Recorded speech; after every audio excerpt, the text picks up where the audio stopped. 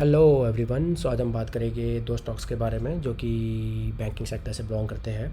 उन दोनों स्टॉक को देखने से पहले एक बार हम लोग निफ्टी बैंक इंडेक्स का चार्ट देख लेते हैं। ये निफ्टी बैंक इंडेक्स का वीकली चार्ट है। तो जैसे कि आप देख सकते हैं निफ्टी बैंक इंडेक्स अपने ऑलमोस्ट हाई पे चल रहा है, पर काफ़ी कुछ टाइम से ये एक ही जगह कंसोलिडेट कर रहा है। और ये आप कह सकते हैं कि काफ़ी कुछ टाइम से कुछ प्रेशर में है। और इसके पीछे काफ़ी फैक्टर्स हैं, जैसे कि कुछ इंटरनेशनल कंट्रीज़ के बीच में वॉर चल रहा है, जैसे Israel versus Palestine, Russia versus Ukraine, and also कुछ कंट्रीज़ में इलेक्शन स्टार्ट होने वाले हैं, जैसे यूएस में एंड इंडिया में भी इलेक्शन आई थिंक चल ही रहे हैं।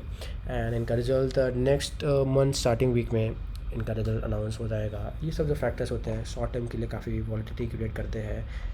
एंड ये सब अनसर्टेन सिचुएशन में मार्केट काफ़ी वॉलेटाइल हो जाता है। अगर आपका लॉन्ग टर्म का विज़न है तो ये सब शॉर्ट टर्म विज़न से या शॉर्ट टर्म जो फैक्टर्स हो रहे हैं इनसे आपको ज़्यादा मतलब नहीं होना चाहिए। अगर आपका विज़न 3 साल 4 साल का है तो ये सब आई थिंक ये सब जो मौके होते हैं लॉन्ग टर्म इन्वेस्टमेंट के लिए, सब हम लोग को लाइक इन्वेस्टमेंट अपॉर्चुनिटी देते हैं। चलिए अब हम चलते हैं दो स्टॉक्स के बारे में जो हम आज बात करेंगे। हमारा आज का पहला स्टॉक है HDFC बैंक। HDFC बैंक अगर आप देखोगे तो ये लाइक थिंक 2 या 3 साल से एक ही लेवल पे कंसोलिडेट कर रहा है, जैसे कि आप लोग देख सकते हैं। ये अपना रेजिस्टेंस ट्राई करता है ब्रेकआउट करने का, लाइक काफ़ी टाइम से ट्राई किया है पर ये ब्रेकआउट नहीं दे पा रहा है। पर अब हम लोग देखेंगे कि क्या इसके फंडामेंटल्स भी इतने बेकार है कि ये स्टॉक 3 साल से लाइक अपना ब्रेकआउट नहीं दे पा रहा है। तो चलिए इसके फंडामेंटल्स एक बार चेक करते हैं। तो फंडामेंटल्स एक बार चेक करेंगे कि जैसे कि 2021 के लेवल में अभी भी ये नहीं आ पाया है। 2021 में इनका रेवेन्यू था 1,28,552 एंड मार्च में इसका रेवेन्यू है 2,83,649 विच इज़ डबल। एंड अगर आप नेट प्रॉफिट की बात करोगे तो नेट प्रॉफिट में इसका है 31,857 and revenue net profit I think revenue तो डबल हुआ ही है एंड नेट प्रॉफिट अगर आप देखोगे तो 65,446 which is not double but it's still almost double.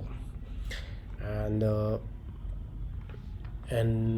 अब आप देखोगे कि एक चीज़ मैं आपको बताना चाहता हूँ कि जो भी फंडामेंटल्स होते हैं ये टेक्निकल होते हैं, एक दोनों से मतलब कनेक्टेड रहते हैं। ऐसा नहीं है कि टेक्निकल कुछ और चलेगा फंडामेंटल चलेगा। इवेंचुअली एक पॉइंट आता है technical have to follow fundamentals.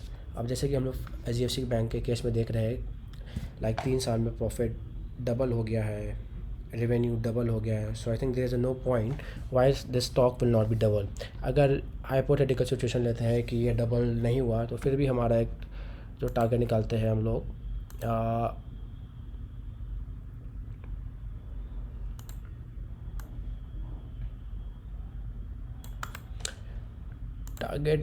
लोग तो जिस लेवल पे अभी HDFC बैंक चल रहा है तो आई थिंक विद इन अगर हमारा 2 या 3 साल का अगर विज़न लेंगे आई थिंक हो तो उससे भी पहले जाएगा। लाइक आपका आई थिंक 1 to 2 ईयर से पहले 42% आराम से सकता है। लाइक अगर आपका 2 साल का या 2.5 साल का विज़न है तो I think it can easily give 20% CAGR result. Like 20% CAGR result आपको यहाँ से आराम से मिल सकता है with HDFC bank. And second bank we are going to talk about is again in banking sector is Kotak Mahindra bank. ये आपने देखा होगा काफ़ी अभी न्यूज़ में आया है। न्यूज़ में क्यों आया है चलिए उसको एक बार देख लेते हैं। The story so far: Reserve Bank of India (RBI) on April 24 barred Kotak Mahindra Bank (KMB) from onboarding new customer on its online and mobile banking channels and issuing fresh credit cards. तो RBI क्या होता है, जैसे कि काफ़ी policies होती है या आप कहो कि काफ़ी जो रूल्स रेगुलेशन होते हैं काफ़ी स्ट्रिक्ट रहते हैं उनके। कभी कभी बैंक उनको कंप्लाई नहीं कर पाता है प्रॉपर्ली, तो RBI उन पे एक्शन लेने के लिए तो जैसे काफ़ी एक्टिविटीज़ पे बैन कर देती है काफ़ी टाइम। जैसे बैंक्स में किया है, जैसे आज इस बार इन लोग ने कोटक बैंक पे किया है। कोटक बैंक पे उन्हें बैंक बैन कर दिया है कि जैसे कोई भी न्यू कस्टमर्स वो ऑनलाइन क्रेडिट कार्ड के लिए और मोबाइल बैंकिंग के लिए नहीं ले सकते हैं। और ये बैन कब तक रहेगा? आई थिंक ये मेजरली आपका 2-3 क्वार्टर्स की बात है। या शॉर्ट टर्म में इम्पैक्ट ज़रूर करेगा ये आपका, पर अगर आप देखोगे कि 2-3 क्वार्टर वाइज बाद आपका ये अगर कोटक महिंद्रा बैंक ने ये इम्प्रूवमेंट कर दिया और RBI के जो भी है पॉलिसी उनको कंप्लाई कर दिया तो of course RBI will just remove this ban from Kotak Mahindra Bank, and Kotak Mahindra Bank will once again start onboarding new customers both online, means both online mobile banking channels and also for its credit cards segment. So अभी आप देखोगे कि Kotak Mahindra bank के weekly chart है. Kotak Mahindra bank देखोगे तो level चल रहा है आपका लाइक 2020 के लेवल में चल रहा है. अगर कोटक महिंद्रा बैंक की आप 2020 के लेवल की बात करोगे तो 2020 में कोटक महिंद्रा बैंक का रेवेन्यू था 33,474, एंड इसका अब लाइक रिसेंट 2024 का जो फाइनेंशियल ईयर का रेवेन्यू है इट्स 56,237 सॉरी या, and it's net profit is 9,990 and which is doubled by the year 2024. You can see here it has doubled, and as you can see the stock has not doubled yet, and within like 2-3 quarters, which is 3 to 6 months, it will easily reach its all-time high. Once it reaches all-time its high, which is 35%, and जो कि I think 1-2 quarters में आ ही जाएगा या maximum 3rd quarter में आ जाएगा, like it's about 9 months, and after getting its all-time high, the second target will be wait a second, let me calculate a target. Our target will be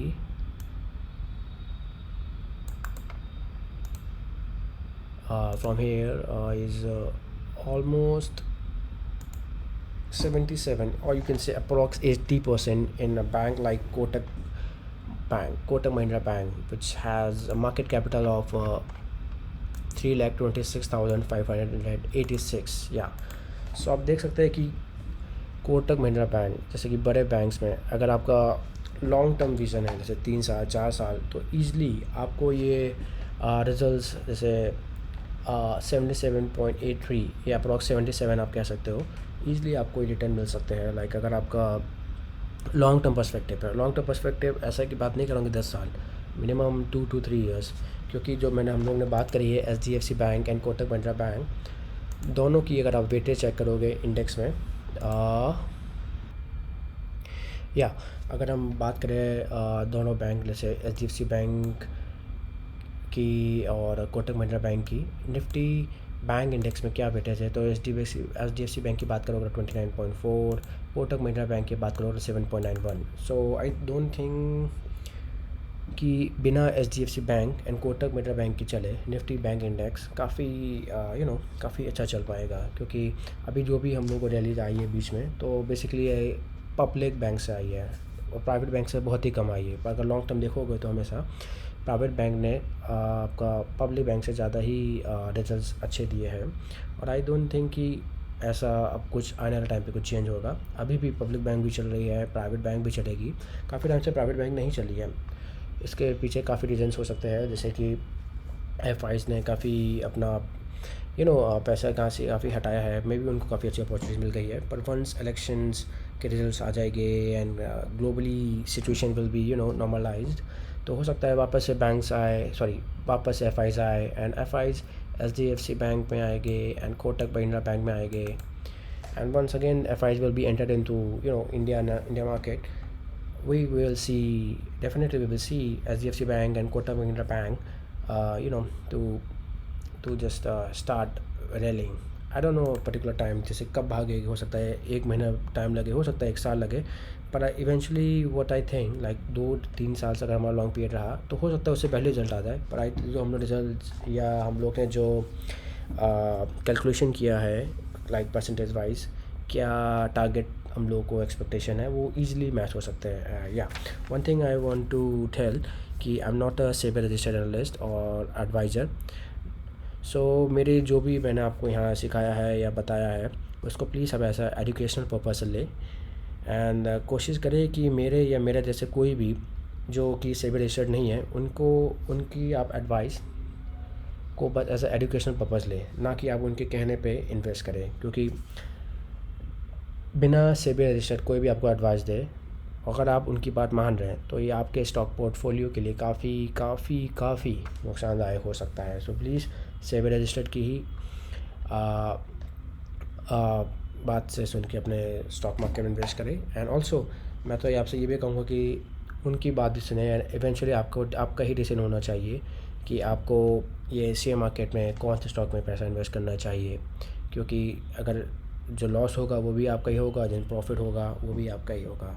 and ये मेरी first video थी। I hope आप सबको ये video अच्छी लगी हो। And कहीं भी मुझे अगर मिस्टेक हुई हो या कोई गलती हुई हो तो प्लीज़ मुझे कमेंट करके बताइएगा। एंड कौन से स्टॉक्स में आप चाहेंगे कि मैं वीडियो बनाऊं तो प्लीज़ टेल मी।